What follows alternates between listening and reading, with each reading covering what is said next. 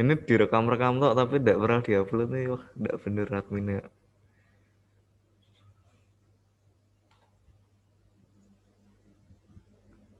Halo Dio Erlangga, selamat datang.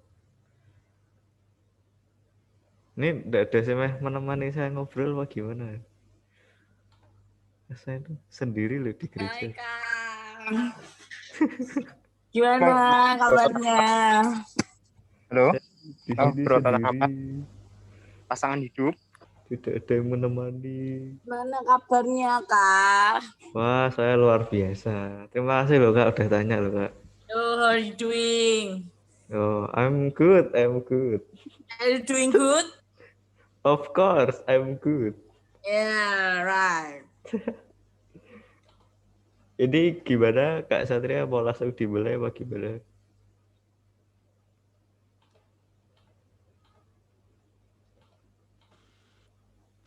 Langsung dimulai aja, Kak.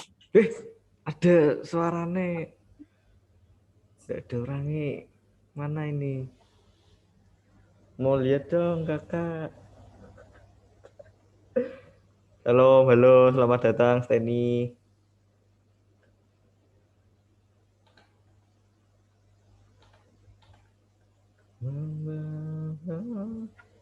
Oke teman-teman, kita mulai aja langsung ya.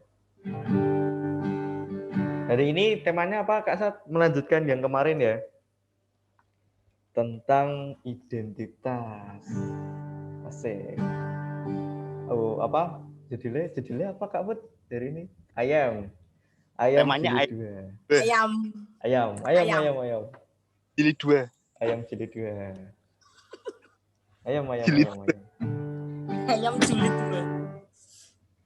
2. Ini tuh aku ngide tuh liriknya tak tampil ke, mau ditampil ke enggak liriknya? Ya, nggak apa-apa. Biar apa? Bisa ini ikut nyanyi. Bernyanyi. Oh, kita mau nyanyi lagu yang cukup baru. Sebenarnya pernah tak nyanyi sih di YouTube. Cuma saya kasih ini liriknya. Sudah muncul teman-teman? Sudah. Nah, ya betul, lagunya Pemilik Hidupku. Jadi karena hari ini temanya tentang identitas kita ya. Identitas kita tuh nggak jauh-jauh dari anak Tuhan. Asik. Ini kata-kataku yang minggu kemarin cuma tak ulangi tuh ya. Pemilik hidupku. Jadi apa ya?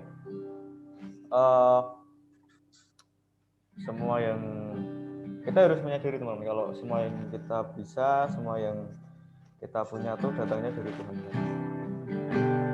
Karena dia yang punya hidup kita gitu kan. Dia yang punya hidup kita.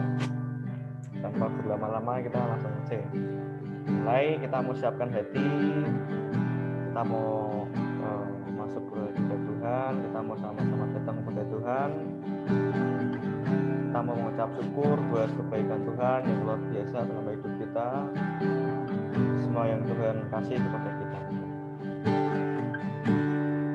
Buat semua kita yang siap, mari kita pujikan pujian ini. Pemilik hidupku.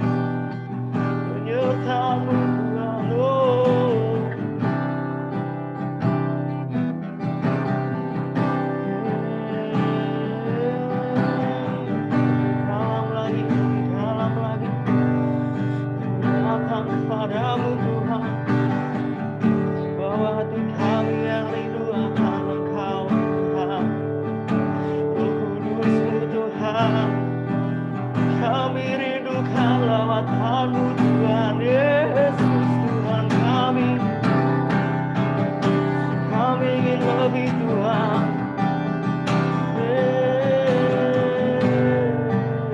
Matamu ada di setiap rumah-rumah kami Tuhan. Kau ada setiap hati kami Tuhan. Kudus-Mu Tuhan, nyata atas setiap kami Tuhan. Terima kasih Tuhan. Kami rindukan Engkau Tuhan. Kami rindukan Engkau Tuhan.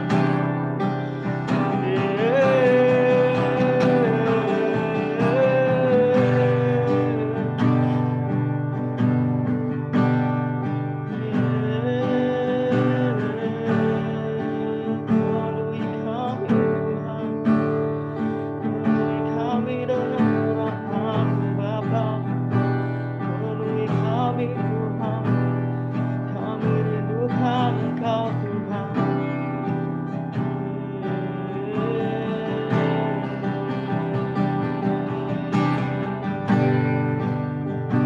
Terima kasih Tuhan.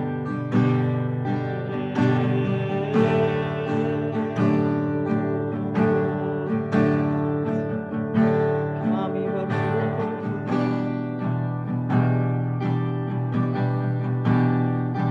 Terima kasih Tuhan. Terlebih lagi kami menyatakan iman kami. Segala kemuliaan hanya untukmu. Semuanya milik-Mu Tuhan.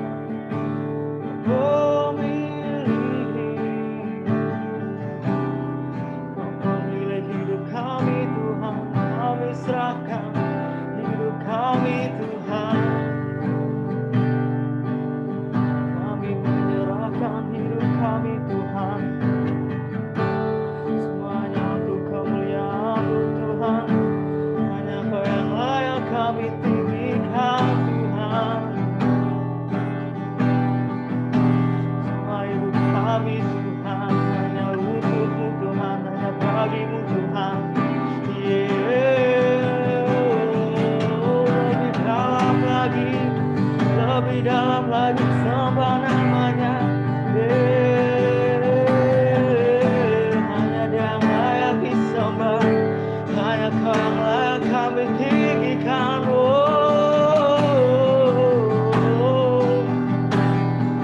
Hanya Kau yang layak Tuhan. Hanya Kau yang layak Tuhan.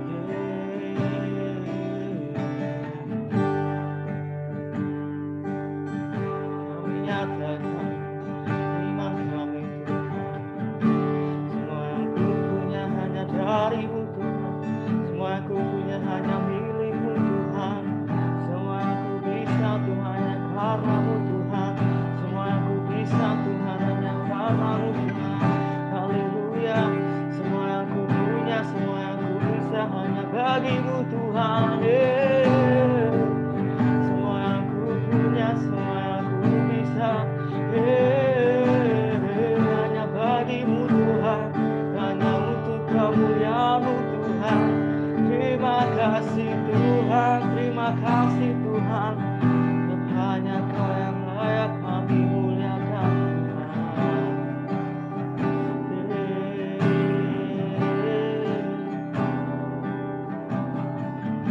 Terima kasih Tuhan. Terima kasih Tuhan. Terima kasih Tuhan.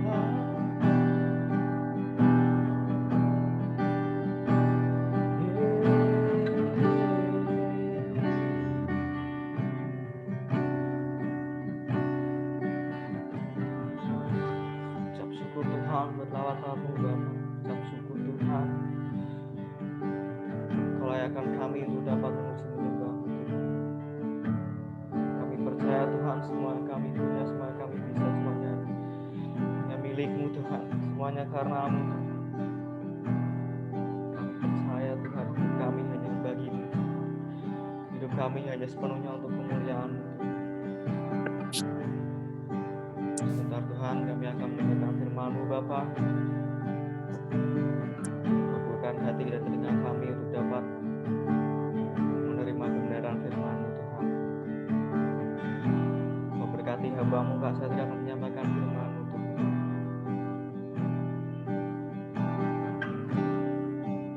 Semuanya demi kemuliaan-Mu. Terima kasih Tuhan, terima kasih Tuhan. Mulia adalah nama-Mu Tuhan. Amin.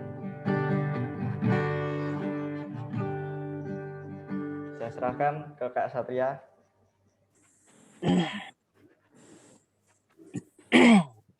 Amin, haleluya.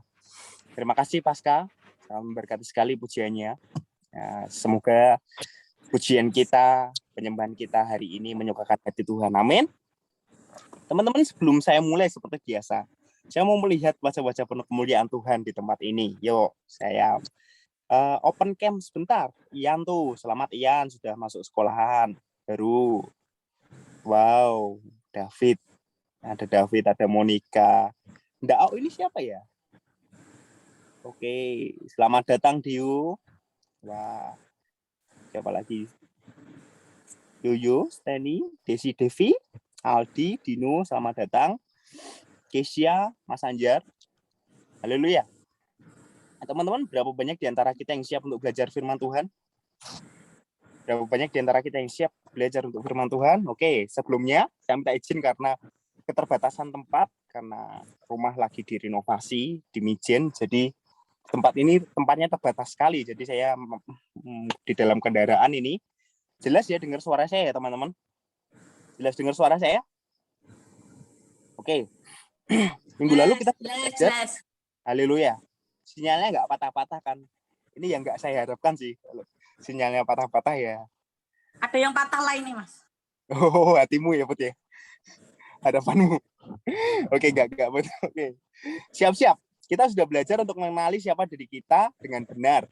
Di minggu lalu kita belajar tentang dominan, intim, stabil, cermat. Mungkin sekarang masing-masing di antara kita sudah ngerti kita ini orang seperti apa ya, teman-teman. Kalau mau tahu lagi, kalian bisa searching sendiri di internet, orang dominan itu seperti apa, orang intim itu seperti apa, orang cermat itu seperti apa, orang stabil itu seperti apa. Atau mungkin kalian bisa ikut tes sendiri, kalian tuh tipikal seperti apa. Atau mungkin kalian bisa lihat di YouTube Sinai. Dari hasil rekaman khotbah kemarin yang sudah diupload di YouTube Sinai Youth ya, Pasca. Ada beberapa, ternyata teman-teman, setelah kita pelajari, ada beberapa hal atau mungkin banyak hal yang bisa membentuk kepribadian kita. Mulai dari faktor genetik, keturunan. Ada mungkin ayah kita, orang tua kita, ibu kita, yang memiliki kepribadian tertentu, itu bisa nurun pada kita. Dari lingkungan juga, itu bisa mempengaruhi kepribadian kita. Trauma-trauma atau luka-luka masa lalu, atau kita pernah mengalami kepahitan apa, kita pernah mengalami accident, apa itu juga bisa membentuk kepribadian kita, teman-teman. Seperti saya ya, teman-teman, saya tuh lebih aware, lebih hati-hati ketika ada suara motor di belakang, karena saya pernah mengalami hal yang nggak enak, saya ditabrak motor dari belakang. Atau bahkan cara kita bersosialisasi dengan orang lain itu bisa membentuk kepribadian kita, teman-teman. Banyak hal yang bisa membentuk kepribadian kita. Itu semua bisa menjadikan kita sebagai orang seperti apa, orang yang memiliki sifat-sifat seperti apa, jengkelinkah, nyenenginkah, atau mungkin kita dengan sifat-sifat kita, dengan karakter-karakter kita bisa jadi berkat. Kalian bisa cari tahu lebih dalam kalian karakternya seperti apa, dan kalian evaluasi sendiri, kira-kira aku tuh memiliki karakter yang seperti ini tuh asal muasalnya dari mana.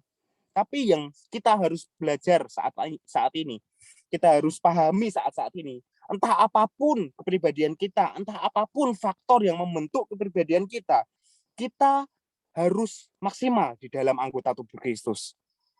Kita harus maksimal di dalam anggota tubuh Kristus. Dan kita semua, teman-teman, kita punya penilaian atas diri kita sendiri. Kita sebagai anggota tubuh Kristus tuh kita punya penilaian atas diri kita sendiri. Penilaian tentang diri kita sendiri, kalau kita menilai diri kita sendiri tuh nggak subjektif, teman-teman.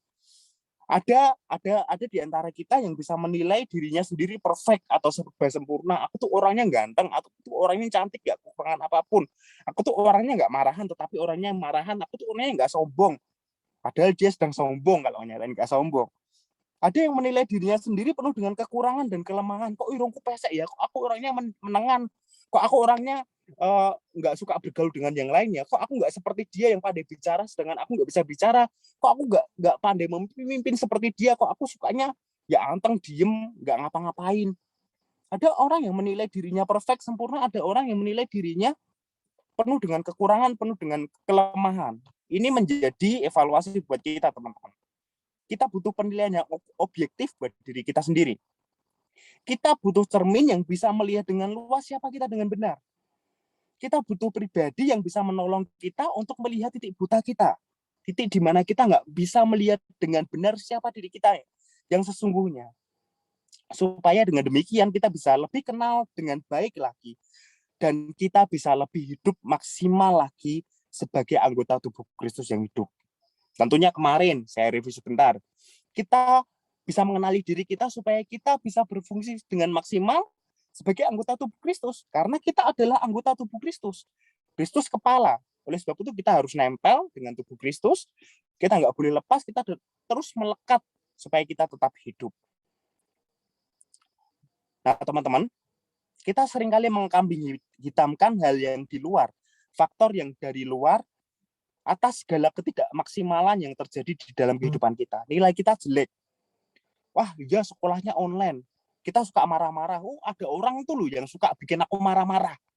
Kita suka kepahitan. Oh, orang memang itu pantas dibenci. Kita cerewet sampai nggak terkontrol. Memang suasananya ramai. Kita sering mengkambing hitamkan segala sesuatu yang ada di luar. Namun kita harus sadar, teman-teman, bahwa musuh terbesar kita itu datangnya dari dalam diri kita, bukan dari luar. Ketika kita tidak tahu kita berhadapan dengan siapa, kita akan kalah terus di dalam perangan hidup kita. Tapi ketika kita tahu kita berhadapan dengan siapa, yaitu diri kita sendiri, musuh terbesar kita, dan kita harus taklukkan diri kita sendiri supaya hidup kita benar-benar maksimal. Kita bisa menang di dalam segala aspek kehidupan kita, teman-teman. Dalam sekolahmu, di dalam pergaulanmu, di dalam pekerjaanmu. Banyak karakter-karaktermu, banyak kepribadian-kepribadianmu yang membuat kita menjadi batu sandungan supaya kita bisa maksimal di semua area itu. Nah, kita butuh pribadi yang tepat. Kita butuh cermin yang bisa melihat dengan jelas siapa kita yang sebenarnya. Kita butuh pribadi yang bisa menolong supaya melihat titik lemah kita, di mana kelemahan kita, di mana kelebihan kita, di mana kekurangan kita, apa yang menjadi ciri khas di dalam kehidupan kita yang mungkin bikin jengkel orang lain, mungkin juga bikin jengkel Tuhan di dalam kehidupan kita. Teman-teman, yang jelas pribadi yang dari luar kita harus butuhkan. Siapakah itu, teman-teman? Yang pertama adalah kita butuh Tuhan, teman-teman. Kita butuh Tuhan di dalam firman dan di dalam tuntunan Roh Kudus untuk kita benar-benar bisa lihat siapa kita dengan benar. Untuk kita bisa menilai siapa kita dengan benar. Mazmur 139 ayat 23 sampai 24 firman Tuhan berkata begini. Selidikailah aku ya Allah dan kenalah hatiku. Ujilah aku dan kenalah pikiran-pikiranku. Lihatlah apakah jalanku serong dan tuntunlah aku di jalan yang kekal. Teman-teman, satu pesan Kak Sat. Kita senantiasa butuh Tuhan untuk bisa menerangi kehidupan kita. Supaya kita bisa mengerti gimana di dalam kepribadian kita yang menjadi kesukaannya Tuhan, di mana yang jadi kesukaannya Tuhan, dan di mana yang jadi ketidaksukaannya Tuhan. Setiap karakter kita, setiap kepribadian kita, entah itu engkau orang yang ramai, engkau orang yang intim, dominan, cermat, stabil, atau orang yang pendiam, atau apapun sekalipun, karaktermu ada yang menyatakan respon yang disukai Tuhan dan yang nggak disukai Tuhan. Kita perlu Tuhan, kita perlu tuntunan Roh Kudus, kita perlu firman, supaya kita bisa ngerti di mana respon kita yang sudah menjadi bagian dari kehidupan kita sehari-hari. Yang mana yang Tuhan suka, yang mana yang Tuhan yang nggak suka. Orang bilang gini teman-teman, watuk itu gampang marinir, tapi watak itu susah marinir. Saya berharap segala watak kita, segala karakter kita nyatakan bahwa Tuhan, aku pengen engkau lihat karakter mana yang engkau sukai, karakter mana yang enggak engkau sukai, supaya hidupku senantiasa memuliakan engkau Tuhan. Segala kepribadian kita, teman-teman, itu ada kelemahan, ada kelebihannya. Di dalam kelemahan pun, di dalam kepribadian pun, ada respon yang enggak Tuhan sukai. Di dalam kelebihan pun juga sama, teman-teman. Orang yang cerewet misalnya, orang intim itu adalah orang yang suka ngomong, suka banyak bicara. Ketika dicurhati, bisa loh teman-teman, karena saking suka banyak bicaranya. Ada virus ojo kodo sopo-sopo ya. Misalnya, saya diceritani Kak Desi, saya dicurhati nih, saya orang intim nih, saya jujur ngaku orang intim. Terus yang seharusnya nggak saya ceritakan kepada orang lain, saya ceritakan kepada Kak Paska. Kak Paska, ojo kodo sopo-sopo ya. Delalanya Kak Paska, tiba-tiba ternyata Kak Paska juga orang intim. Kak Paska bilang sama Mas Anjar, ojo kodo sopo-sopo ya, dengan label ojo kodo sopo-sopo, segala cerita kita tersebar. Kelebihannya banyak omong, kelemahannya kita nggak bisa ngontrol omongan kita. Seperti contoh orang dominan juga, yang pengennya A ya A. Tapi tanpa sadar orang tersebut menjadi kaku, nggak ramah, dan nggak bisa ngerti orang lain. Pengenku A, tapi orang ini bukan tipikal orang yang bisa dipaksa dengan cara-cara yang kasar, tapi dipaksa dengan cara yang halus. Dengan demikian orang dominan nggak bisa ngerti orang lain. Orang cermat juga begitu. Orang cermat itu seringkali melihat kelemahan orang lain. Dan bukannya malah membangun, tapi malah mengkritisi, malah sarkas, malah apatis, nyelkit, dan bikin sakit hati kata-katanya kepada orang yang dilihat kesalahannya. Wih, kok gaweane mau melumah tiduran atau apa nggak kerja, apa nggak sekolah, apa piye. Wes meh dadi opo. Nah, ibaratnya kayak gitu. Ada kata-kata meh dadi opo itu loh yang bahaya, teman-teman. Di sini pentingnya pimpinan Tuhan di dalam firman-Nya dan Roh-Nya yang kudus, teman-teman. Firman Tuhan berkata begini, firman-Mu adalah pelita bagiku dan terang bagi jalanku. Dan di dalam Yohanes, firman Tuhan berkata, karena rohku yang kudus akan memimpin kita, menginsyafkan kita, dan membawa kita ke arah kebenaran. Yang berarti apa? Kita boleh punya karakter apapun, kita boleh punya kepribadian apapun, tapi letakkanlah itu di atas dasar firman Tuhan, di atas dasar kebenaran, supaya respon yang dihasilkan itu adalah respon yang membangun, respon yang membuat hidupmu maksimal, dan respon yang memaksimalkan hidup orang lain. Amin. Simpelnya begini, teman-teman. Setialah di dalam firman Tuhan. Dengan membaca, merenungkan, dan menghidupi firman Tuhan. Kesetiaan kita di dalam firman membuat kita meraih kemaksimalan. Kak Satria dulu ya pernah mengalami kayak gini. Ngomongnya itu, wah, susah dikontrol. Banyak bahasa-bahasa kasar yang keluar dari mulut Kak Satria. Tetapi itu terfilter sendiri ketika Kak Sat sungguh-sungguh baca. Baca bukan hanya sekedar ingin tahu loh. baca supaya Kak Satria ingin ngalami firman. Baca nggak hanya pakai otak, tapi baca pakai hati. Tuhan, Engkau berfirman apa ya pagi hari ini untuk aku? Sehingga dengan perlahan, tapi pasti firman itu mengubah keasal. Demikian juga dengan Roh Kudus yang ada di dalam diri kita. Itu akan menolong kita untuk membuat kita, untuk mengarahkan kita ke segala respon yang benar sesuai dengan firman Tuhan. Teman-teman, saat kita menilai diri kita terlalu tinggi, kita jadi lupa diri atau kita bahkan lupa Tuhan. Disitulah pentingnya firman. Firman akan selalu mengingatkan kita bahwa semua yang kita miliki, teman-teman, semua pencapaian-pencapaian kita, semata-mata adalah kasih karunia Tuhan. Memang ada jerih lelah di dalamnya. Tapi percayakah engkau bahwa ada orang yang jauh lebih pintar dari engkau? Tapi nyatanya kita lebih dipercaya Tuhan untuk mendapat kasih karunia yang kita dapatkan sekarang. Banyak orang yang lebih cerdas, banyak orang yang lebih mampu, banyak orang yang pendidikannya mungkin lebih tinggi. Tapi nyatanya, yang saat-saat ini, hari-hari ini, yang hidupnya penuh dengan kasih karunia adalah kita-kita ini, anak-anak muda. Saat kita menilai diri kita terlalu rendah dan menganggap diri kita hanya sampah masyarakat, atau pecundang, atau loser, atau selalu gagal, atau mungkin orang yang gak berharga, atau kita nganggep, wah ngapain toh Kak, aku tuh berusaha, long jalan aja aku sandung-sandung Kak, buat apa tuh aku berusaha lebih lagi. Atau kita ngerasa kita nggak putih, atau kita nggak setampan artis-artis Korea, atau yang lain sebagainya. Teman-teman, apapun engkau, dalam kondisi apapun engkau saat-saat ini, firman Tuhan menegaskan bahwa kita berharga, kita mulia, dan Yesus mengasihi kita. Kasih Allah is enough. Cukup untuk membuat kita merasa berharga, merasa penting, dan merasa bernilai. Oleh sebab itu, di segala hal hidup kita, untuk melihat kita dengan jelas, kita butuh Tuhan. Kita butuh firman Tuhan.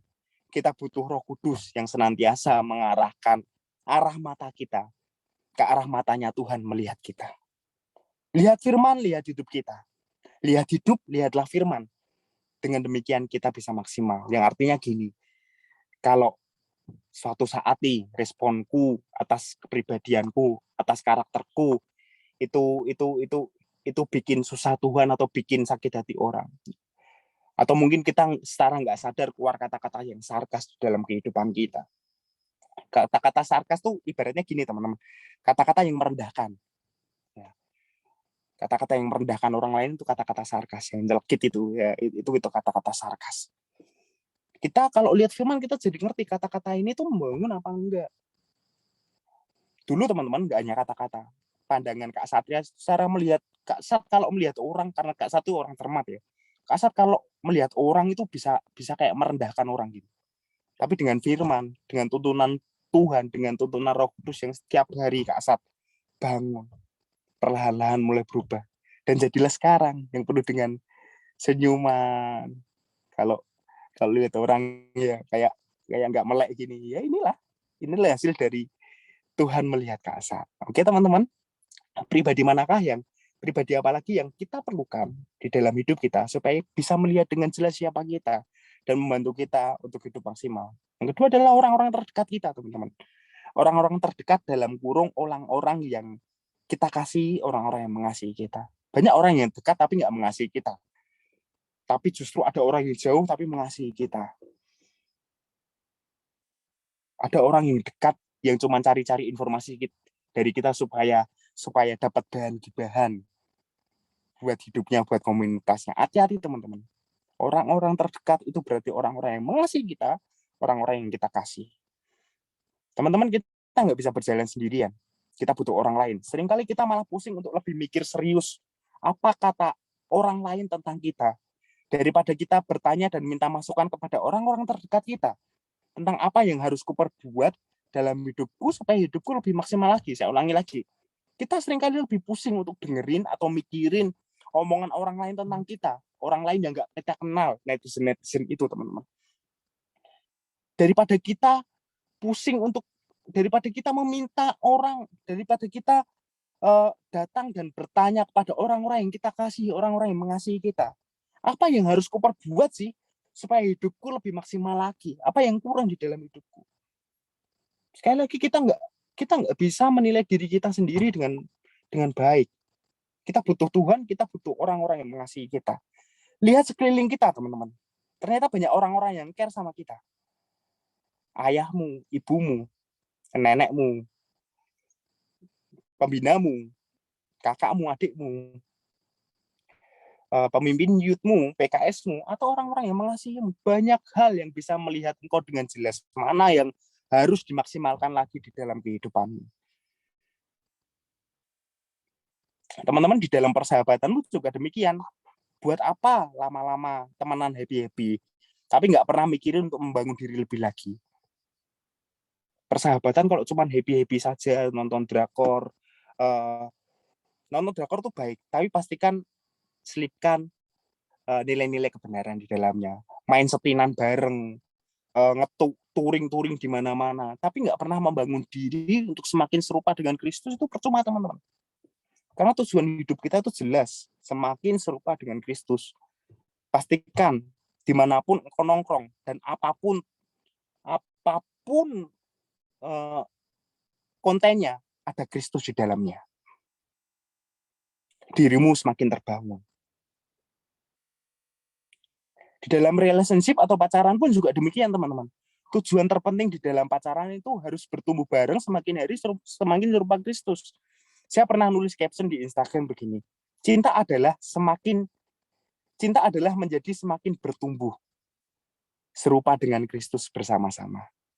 Kalau pacaranmu hanya happy-happy saja, kalau pacaranmu tanpa tujuan dengan jelas, tapi nggak ada tujuan untuk bertumbuh, memiliki karakter-karakter Kristus di dalamnya,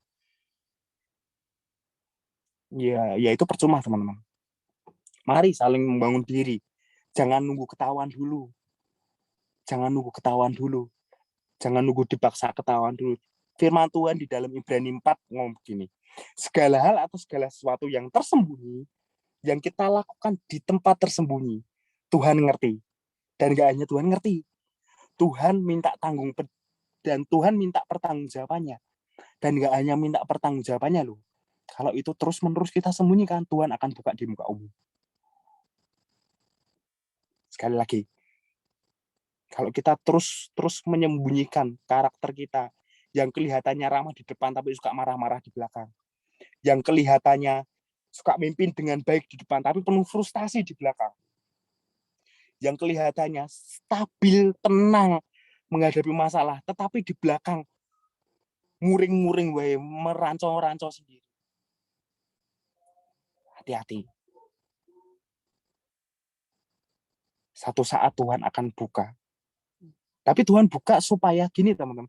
Tuhan buka buat nggak permalukan, untuk tidak mempermalukan kita, supaya kita tuh pulih gitu loh, teman-teman. Supaya kita sembuh, supaya kita mengalami Tuhan. Tuhan buka karena Tuhan nggak ingin kita lama-lama hidup di dalam dosa.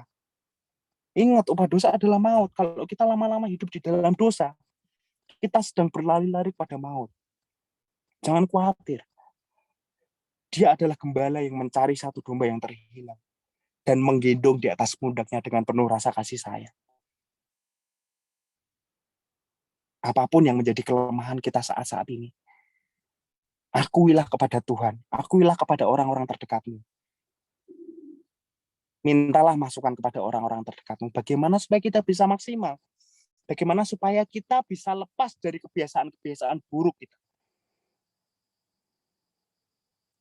Teman-teman, keterbukaan adalah awal dari ketahuan. Tapi keterbukaan juga awal dari pemulihan.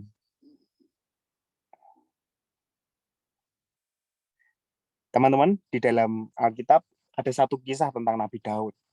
Raja Daud adalah seorang raja yang nggak pernah kalah dalam perang. Kerajaannya besar, dan dia bisa melakukan apapun yang dia inginkan. Satu kali, Daud jatuh ke dalam dosa akibat dari membiarkan sifat kepribadiannya menguasai dirinya. Daud, raja yang nggak pernah terkalahkan, raja yang hebat, raja yang penuh kuasa di Israel, bahkan perang nggak pernah kalah. Dia orang yang minta apa saja diberikan, minta apa saja dituruti. Satu saat, Daud jatuh ke dalam dosa.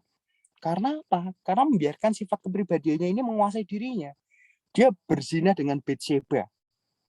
Yang notabene Bathsheba itu sudah punya suami, teman-teman. Kalian bisa baca sendiri di dalam 1 Samuel atau 2 Samuel, Kak, satu lupa. Bathsheba pun nggak bisa menolak karena Daud adalah seorang raja. Bisa-bisa dia mati jika dia menolak ajakan raja. Dan parahnya lagi, teman-teman, Daud itu menggunakan kemampuannya, kepintarannya untuk merancangkan rencana jahat supaya perbuatannya tidak ketahuan dan dia tidak kehilangan kehormatannya. Dia merancangkan pembunuhan Uria, dia merancangkan supaya etok-etoknya Bathsheba itu tidak hamil dengan dirinya, tetapi hamil dengan Uria dan lain sebagainya. Dan teman-teman, kisah ini hampir diakhiri dengan kebinasaan Daud. Tetapi Tuhan dan orang terdekat Daud itu tahu, teman-teman, apa yang dilakukan Daud. Tuhan tahu apa yang sedang Daud lakukan di dalam dosanya, di dalam kelemahan atas kepribadiannya. Dan Nabi Nathan, orang terdekat Daud itu juga tahu. Ingat, semuanya diketahui Tuhan. Karena Tuhan nggak pengen Daud binasa. Tuhan mengasihi Daud. Tuhan nggak ingin Daud celaka. Tuhan nggak ingin Daud terpuruk terus-menerus dan menyembunyikan hal buruk atau menyembunyikan dosa. Tuhan tegur Daud. Nathan juga tegur Daud melalui Tuhan. Dan akhirnya kita tahu sama-sama kisah tersebut diakhiri dengan bertobatnya Daud. Dan dipulihkannya Daud. Dan Bathsheba akhirnya menjadi istri Daud, dan Bathsheba melahirkan Salomo, keturunan Daud yang menggantikan Daud menjadi raja ke depannya. Teman-teman, apa yang bisa kita ambil dari kisah ini supaya hidup kita lebih maksimal lagi dengan pengenalan diri kita? Teman-teman, gini. Tuhan itu tahu dengan detail apa yang baik dan apa yang nggak baik buat hidup kita. Tuhan tahu dengan pasti apa yang baik dan apa yang nggak baik buat hidup kita. Termasuk semua hal yang kita perbuat. Termasuk motif-motif dalam setiap perbuatan kita. Kita lagi ngasih orang, kalau tujuan kita kesombongan, Tuhan tahu. Kita lagi baik-baikin si dia, nemenin si dia kemana-mana. Tapi kalau motifnya hanya untuk mendapatkan cowok atau cewek incaran kita, nggak tulus, itu Tuhan tahu, teman-teman. Tuhan tahu kalau kita ngasih perpuluhan 10% supaya baliknya 500%, itu Tuhan tahu.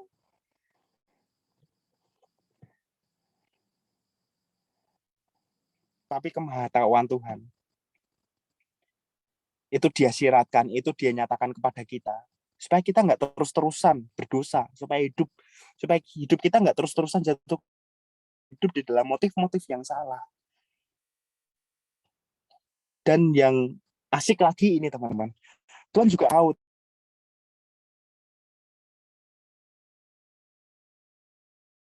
teman-teman, dengan pasti setiap kepribadian Tuhan tahu untuk mengaplikasikannya.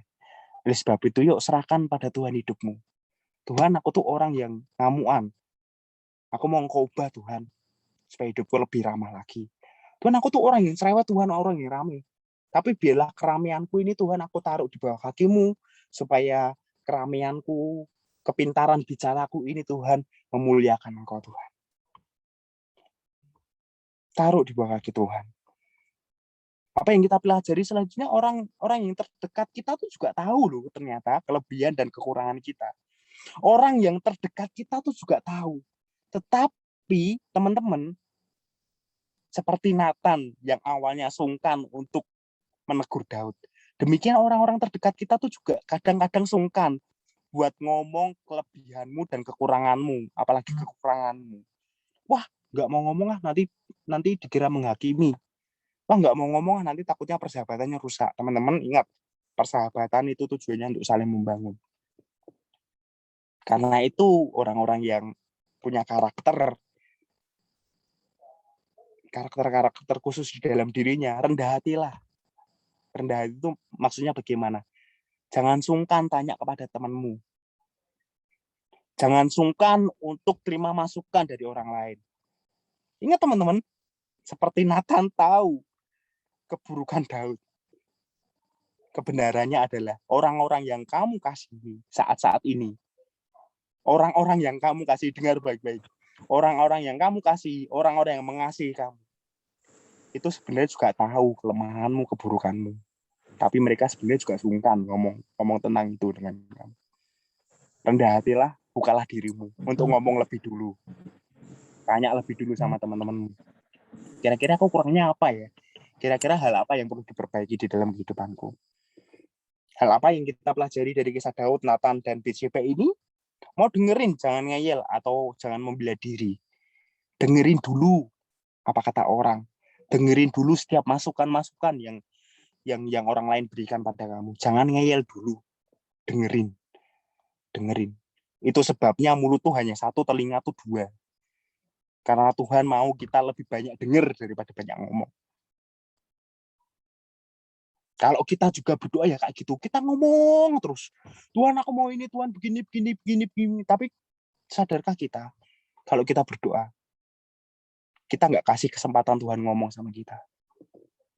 Kita yang terocos terus. Sering-seringlah berdiam diri. Biarlah Tuhan ngomong di dalam kehidupan. Buat hidup. Yang terakhir adalah apa? Apa yang kita pelajari adalah bertobat. Bertobat. Minta maaf itu nggak penting kalau kita nggak ngelakuin langkah-langkah pasti di dalam perubahan hidup kita. Ingat, minta maaf itu nggak penting kalau kita nggak ngelakuin langkah-langkah pasti di dalam kehidupan kita. Langkah-langkah yang arah yang hidupnya berubah dalam kehidupan kita. Minta maaf harus dibarengi dengan perubahan-perubahan gaya hidup. Setiap kali kita telat terus, ya, maaf Bu, aku terlambat. Maaf Pak, aku terlambat. Tapi bosmu akan, wah orang ini kok maaf. Gak berubah-berubah. Yang penting itu berubah. Yang penting itu bertobat. Seperti Daud bertobat. Demikian kita harus bertobat. Tapi sekali lagi teman-teman, perubahan karakter kepribadian kita, perubahan sifat-sifat kita, itu harus dengan setia dan konsisten harus kita lakukan dari hari ke hari. Karena itu nggak semudah membalikkan telapak tangan, teman-teman. Itu butuh waktu dan kita harus konsisten. Saya sarankan teman-teman buat catat note pribadi gitu. Kira-kira hari ini mood tracker gitu. Jadi kayak kira-kira hari ini aku salah ngomong apa ya? Aku berdosa di bidang apa ya? Terus kelebihanku apa ya? Jangan lupa harus balance. Jadi kayak gitu. Jadi kita bisa tahu ke depannya tuh target-target kita tuh ngapain. Kalau kemarin salah ngomong, hari ini nggak boleh salah ngomong lagi. Kalau kemarin suka marah-marah, hari ini nggak boleh marah-marah lagi. Kalau kemarin sering bikin jengkel orang lain, hari ini ya harus bikin senang orang lain. Jadi harus ada catatan yang jelas di dalam hidupmu. Nggak boleh hanya awang-awang. Teman-teman, di akhir khotbah ini, teman-teman, di akhir firman ini, Kasat berpesan bahwa siapa kita bukanlah berdasarkan penilaian-penilaian orang tentang diri kita, atau tentang trauma-trauma atau luka-luka masa lalu kita, atau tentang kita lahir di mana, dari keluarga seperti apa. Siapa kita sebenarnya adalah tentang apa kata Tuhan untuk setiap kita. Dan apa yang kita dengar dari orang-orang terdekat yang mengasihi kita. Pastikan yuk, letakkan hidup kita pada Tuhan. Biarkan Tuhan mengkoreksi, mengevaluasi dengan jelas hidup kita. Dan rendah hatilah untuk bertanya pada orang-orang yang kau kasihi. Orang-orang terdekat di dalam kehidupanmu. Apa sih yang kurang di dalam kehidupanku? Apa sih yang harus lebih maksimal lagi di dalam kehidupanku? Dan jangan, ibaratnya gini, buka hatilah untuk engkau ditegur oleh siapapun. Untuk terima masukan dari siapapun. Yang baik diambil, yang kritik-kritik gak membangun, ya sudah didengerin saja. Hiduplah setia di dalam firman dan bersedialah hati kita, rendahkanlah hati kita untuk terima masukan dari orang-orang yang mengasihi kita. Oke teman-teman, ayat jilid kedua selesai. Tuhan memberkati, kiranya firman ini dapat menguatkan kita untuk kita lebih kenal lagi siapa diri kita lebih maksimal lagi di dalam kehidupan kita. Ingat, kita butuh Tuhan, kita butuh orang-orang di sekitar kita. Kita butuh kerendahan hati kita untuk tanya pada orang-orang sekitar. Satu pesan Kak Asad yang terakhir di firman Tuhan pada malam hari ini adalah orang-orang terdekatmu sudah tahu siapa dirimu yang sebenarnya. Rendahkanlah hatimu. Tuhan berkati. Mari kita berdoa. Bapak, kami bersyukur atas segala kebaikan-Mu Tuhan, atas segala kasih karunia-Mu yang Kau limpahkan pada kami. Terima kasih Bapak, terima kasih. Siapapun kami Tuhan, kami berharga di mata-Mu, kami mulia di mata-Mu. Oh Tuhan, kami bersyukur karena Engkau memandang kami nggak rendah Tuhan. Kau memandang kami sebagai ciptaan yang baik, ciptaan yang kudus, ciptaan yang berkenan bagi-Mu Tuhan. Apapun kelebihan dan kekurangan kami Tuhan, kami letakkan di bawah kaki-Mu Tuhan. Kami percaya bahwa Engkau sanggup memaksimalkan setiap hidup kami, mengaplikasikan setiap hidup kami, mengaplikasikan setiap kelebihan kami, kelemahan kami ke arah yang benar. Demi kemuliaan Kristus. Tuhan, terima kasih. Bapak, kami tak lupa kami satukan hati, kami berdoa untuk Indonesia pada hari ini Tuhan. Kami percaya Tuhan Indonesia bangkit, Indonesia pulih, Indonesia menang.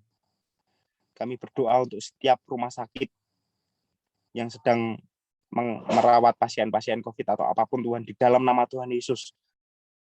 Semua pasien COVID, Engkau beri kesembuhan di dalam nama Yesus. Semua yang isoman di rumah, Kau beri kesembuhan di dalam nama Yesus. Setiap ruangan-ruangan ICU, Kau beri kesembuhan. Setiap ruangan-ruangan IGD, Kau beri kesembuhan di dalam nama Tuhan Yesus.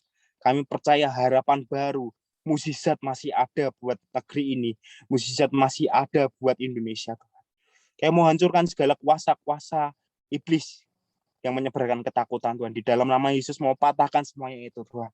Kami percaya Indonesia penuh dengan kemuliaan-Mu. Segala pulau, setiap pulau-pulau di Indonesia tertancap panji-panji kemenangan Kristus yang membawa kesembuhan, yang membawa mukjizat, yang membawa kemenangan atas setiap orang Tuhan. Di dalam nama Yesus, terima kasih. Kau juga yang memberkati kami di dalam pekerjaan kami Tuhan, di dalam sekolah kami, di dalam kesehatan kami. Kami percaya kami dalam naungan tangan kuasa-Mu Tuhan. Dan kami tak lupa berdoa buat orang tua kami di dalam nama Yesus.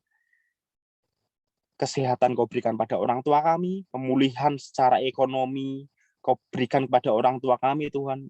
Setiap orang tua kami yang mengalami terdampak karena COVID ini, Kau bangkitkan kembali Tuhan di dalam nama Yesus. Kau berikan kekuatan baru, Kau berikan berkat yang baru. Terima kasih Tuhan, terima kasih. Berkati segala aktivitas kami di dalam nama Tuhan Yesus. Kami telah berdoa dan mengucap syukur. Haleluya. Amin. Thank you teman-teman. Thank you.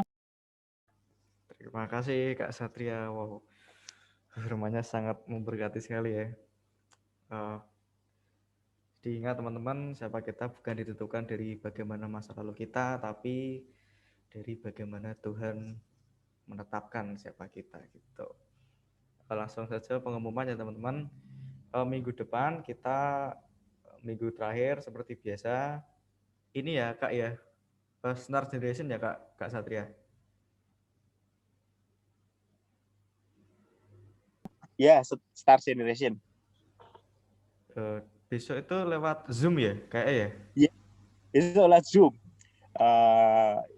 Sesi tanya jawab seperti itu. Jadi besok youth-nya Star Generation pakai Zoom, nggak live streaming YouTube, dan sistemnya sesi tanya jawab. Jadi buat teman-teman yang punya waktu silahkan hadir karena ibadah kita akan digabung di Star Generation begitu. Terus untuk hari Minggu jangan lupa teman-teman tetap ibadah di YouTube-nya Sinai Community. Jadi ibadah kita masih online, belum bisa offline. Semoga saja cepat offline ya. Tapi untuk sementara ini kita ibadahnya online dulu. Jangan lupa teman-teman besok di YouTube-nya Sinai Community Church. Itu aja. Terus apalagi ya? Foto ya.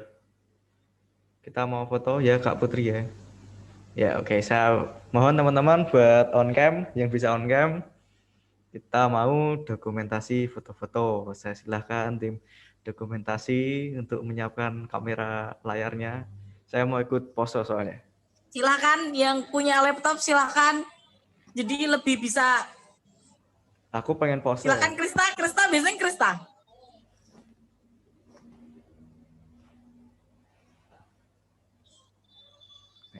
Sudah, sudah.